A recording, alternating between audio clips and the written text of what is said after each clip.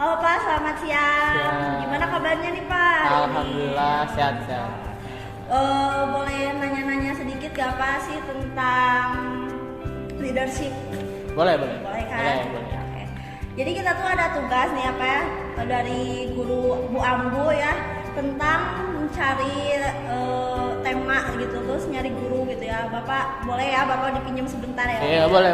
Ya, oke, langsung aja ke pertanyaannya ya. Pak, Pertanyaan pertama. kan masih banyak orang yang belum tahu kepemimpinan. Nah, menurut Bapak kepemimpinan itu kayak gimana sih Pak?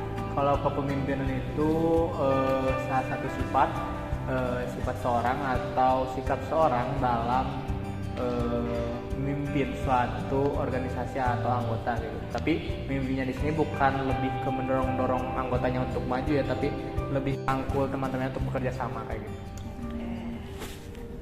Nomor dua, menurut Bapak sendiri, seberapa penting kita harus memiliki sifat kepemimpinan? Penting banget. Kenapa? Karena kalau kita bisa punya sifat kepemimpinan pada diri sendiri, seenggaknya seminimal-minimalnya teman-teman tuh bisa mimpin diri sendiri kayak gitu. Jadi walaupun emang nggak bisa mimpin suatu kelas atau misalnya satu kelompok, seenggaknya teman-teman tuh bisa mimpin diri sendiri kayak gitu. Terus yang ketiga, apa saja sih contoh pemimpin di kalangan anak-anak remaja? Kalau untuk teman-teman sekarang di SMK mungkin lebih ke banyaknya di OSIS kayak gitu kan, OSIS, terus ketua OSIS, ketua OSIS, terus Ketua organisasi ya, apa? terus eskul kayak gitu. Kayak gitu sih kalau buat banyaknya mah. Kita lanjut ya Pak ya. Soal yang keempat, apa saja sih kekuatan dan kelemahan seorang pemimpin? Kekuatan Kelemahan dan kekuatan. diri Bapak ini. Iya, Ya. dari Bapak. Kalau di Bapak sendiri sih buat kekuatannya lebih ke mungkin komunikasi. Cara komunikasi Bapak kayak gitu.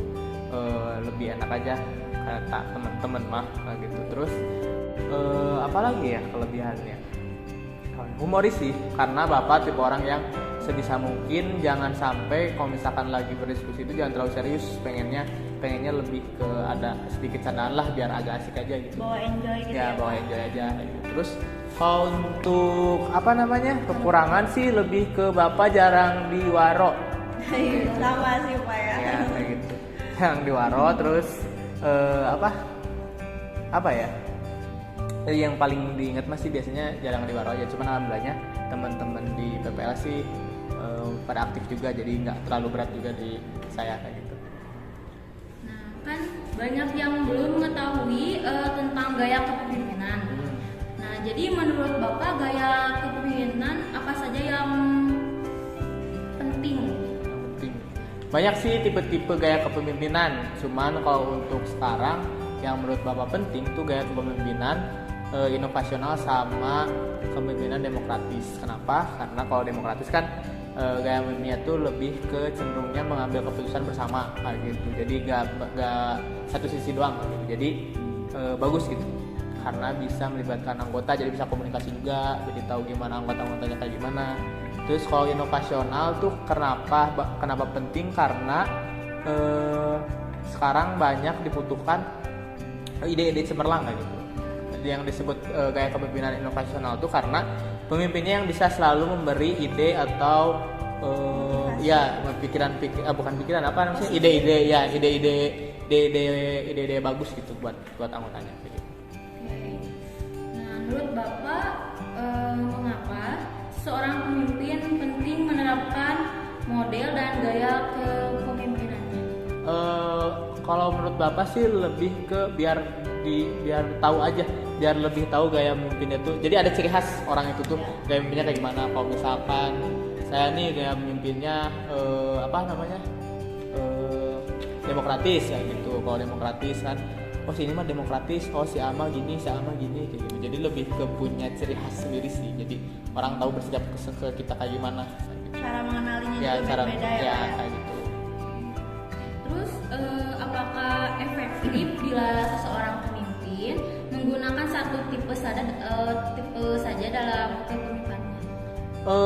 Kalau disebut bagus atau enggaknya cuman satu sih menurut Bapak bagus sih, karena kalau misalkan kalian lebih mendalami suatu hal tuh lebih jago juga biasanya. Kalau misalkan lebih baik sih bisa tahu cara berbagai gaya memimpin. Kenapa? Karena kita kan nggak tahu ya anggota kita kayak gimana gitu. Beda-beda ya. Nah, ada anggota yang suka dipimpin dengan cara yang halus, ada yang agak keras sedikit, tegas sedikit kayak gitu. Jadi menyesuaikan aja kayak gitu. Jadi apakah penting atau tidak, apakah bagus atau tidaknya memimpin hanya dengan satu gaya, menurut Bapak bagus. Cuman lebih bagus lagi kita bisa menyesuaikan gitu dengan anggota kita. Cuman jangan lupa sama diri sendiri, takutnya malah dikenalin sama anggota.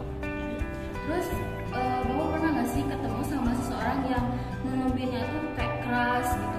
Pernah nggak sih Bapak dipimpin oleh seseorang yang keras kayak gitu? Kalau sampai saat ini pernah sampai saat ini pernah. Cuman diambilnya Bapak gini, kalau misalkan dibimbing sama orang yang keras kayak gitu, Bapak ambilnya hikmahnya, ambilnya tuh kan, ya bagusnya tuh mikirnya gini, kalau misalkan kita nggak nyaman dibimbing kayak gini, kita nggak nyaman dibimbing sama orang dengan cara keras, sebisa mungkin kita memimpin orang tuh jangan sampai kayak gini gitu. Jadi malah jangan jadiin kita dipimpin kayak gini kita harus tendang orang kayak gitu.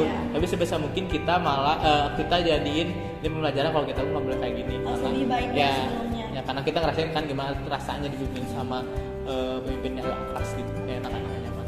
Nah, menjadi pemimpin tuh memiliki banyak tugas. Menurut Bapak, tugas apa saja yang sulit dan paling menjadi seseorang pemimpin itu sih?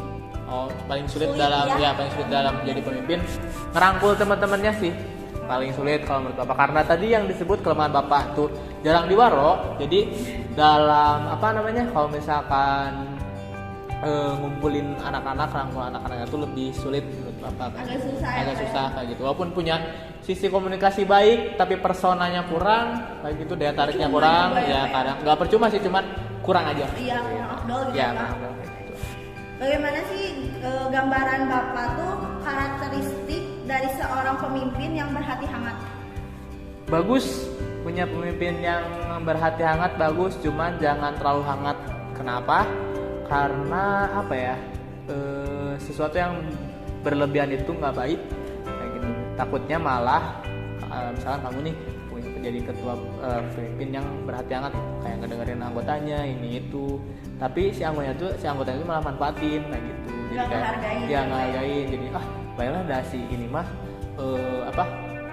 dia mah bager sih gitu. Ya udahlah, sana izin aja, ngomong aja kayak gitu. Padahal kan ada tugas yang lain yang harus kerjain. Jadi kayak gitu. Manfaatin. Apa yang dimaksud dengan perilaku pemimpin yang berhati hangat? Yang dimaksudnya tuh Pak? Tuh? Kalau yang berhati hangat, maksud dari hati hangatnya? Iya, maksudnya gitu. Maksud dari hati hangatnya mungkin lebih ke orang yang pendengar pemimpinnya. Lebih baik gak sih? Terlalu baik gitu ya Pak? Enggak sih, kalau hati hangat mah cukup. Kalau terlalu hangat tuh yang nggak baik, karena dia kayak dengerin terus gitu. Bagus sih sebenarnya, cuman takutnya malah dijadiin alasan kayak baiklah si bapak ini bagus. Dalam kepemimpinan ada 3 variabel nih apa ya? variabel utama yang dianggap sangat penting bagi Bapak tuh apa sih dalam kepemimpinan tuh? Kalau menurut Bapak ada komunikasi, anggota, sama ini tujuan. Kayak gitu, kayak cara kita komunikasi sama anggota kayak gimana, kenapa komunikasi salah satu elemen penting. Terus kalau tujuan tuh lebih ke, karena kalau misalkan kita memimpin tanpa punya tujuan yang jelas kan percuma juga ya, kayak nggak jelas aja gitu, kayak jadi takutnya jadi seenaknya. Kalau misalkan anggota, kenapa anggota jadi variabel yang penting? Karena berjalannya suatu proyekan tuh, misalkan kalau anggotanya baik, terus pemimpinnya baik dan komunikasinya baik tuh semuanya berjalan lancar aja gitu. Bagaimana seorang pemimpin dapat dikatakan berhasil menurut Bapak? Pemimpin dikatakan berhasil ketika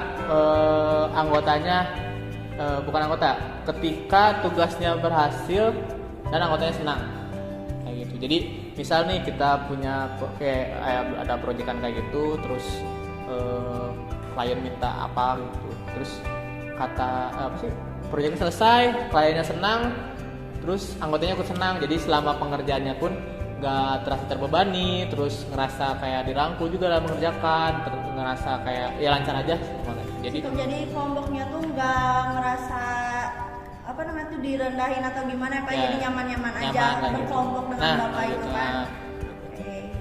Terus bagaimana sih cara menanggapi orang yang menganggap kita mengatur mereka, padahal kita hanya menjalankan tugas sebagai seorang kepemimpinan gitu Pak? Oke. Cuekin aja, gak usah dipikir panjang, gak usah dipikir kayak aduh dia nggak suka nih, ya dia nggak suka sama cara mimpin kita gitu. Terus ini harus gimana nih cara mimpinnya? Bagus sih sebenarnya jadi evaluasi kita kalau selama itu baik buat kita. Tapi kalau misalkan sampai ngerendahin harga diri, sampai bawa-bawa hal yang lain di luar proyekan itu, mending cuekin aja. Walaupun emang nggak segampang balikin telapak tangan ya, cuman dengan kita mencuekkan orang yang menjelekkan kita bakal lebih fokus ke tujuan kita. Jadi effortnya mending dimasukin ke cara kita menanggapi anggota sama cara kita mencapai tujuan bareng sama anggota. Daripada mikirin yang satu nggak beres-beres ya kan Pak? Gitu. Terus bagaimana sih menurut Bapak cara menilai karakter kepemimpinan dalam diri kita? Cara menilai karakter kepemimpinan dilihat dari, kalau dari masalah waktunya dilihat dari gimana dia mengatur dari bangun tidur sampai tidur lagi. Kayak misalkan di jadwal hari ini mau ngapain aja kayak gitu, gak sampai jam-jamnya sih, cuman dia tahu hari ini mau ngapain. Jadi seenggaknya dia tahu cara memimpin diri sendiri kayak gitu. Ada tujuan ya? Ada tujuan ya? kayak gitu. Okay. Terus terakhir nih Pak, paling terakhir banget ya. Boleh. Apa yang akan terjadi jika manusia tidak mempunyai sifat rasa kepemimpinan dalam dirinya sendiri gitu? Kalau misalkan manusia atau individu nggak punya rasa kepemimpinan, jatuhnya dia gitu, karena nggak tahu harus ngapain hari ini, dia malah bisa jadi malah lebih buruk dari hari kemarin gitu, karena nggak tahu mau ngapain. Karena dia nggak tahu harus ngapain gitu. Jadi penting punya rasa kepemimpinan, ya sedikit kecilnya ke diri sendiri kayak gitu yang tadi disebutin kan. Terus ya buruk lah intinya kalau misalkan suatu individu atau manusia nggak punya rasa kepemimpinan kan gitu. Pasti punya gitu ya, tapi pasti beda-beda ya gitu. Mereka punya cara sendiri buat memimpin kayak gitu. Mungkin cukup segini gitu ya Pak ya perbincangan kita, soalnya waktu Bapak sama aktivitas Bapak juga ya cuman sedikit gitu ya. Makasih udah bisa ngeluangin waktunya buat ngebantu kita bikin tugas nih Pak ya. Makasih banget loh. Ya, sama-sama. Makasih ya Pak sekali lagi. Oke, cukup sekian dari kami. Wassalamualaikum warahmatullahi wabarakatuh.